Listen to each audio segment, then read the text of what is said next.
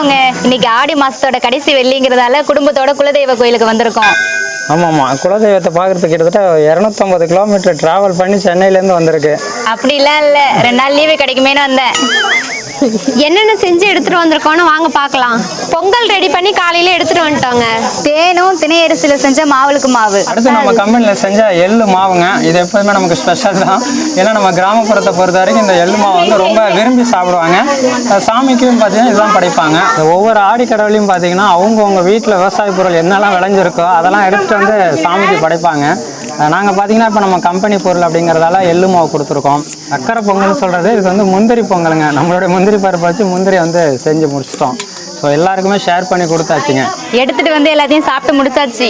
நாங்கள் சின்ன பிள்ளையா இருக்கும்போது இந்த கோயிலுக்கு வந்தாங்க. எங்கள் ஃப்ரெண்டு பேர் எல்லாமே எழுதியிருந்தோம். கிட்டத்தட்ட 14 வருஷம் ஆயிடுச்சு.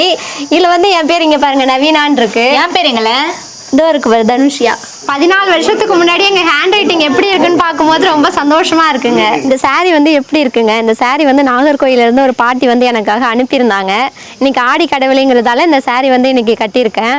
அந்த பாட்டிக்கு வந்து நன்றி சொல்லிக்கிறேன். நாங்கள் வந்த வேலை வந்து முடிஞ்சிருச்சுங்க. நாங்கள் வீட்டுக்கு கிளம்ப போகிறோம். பாய்.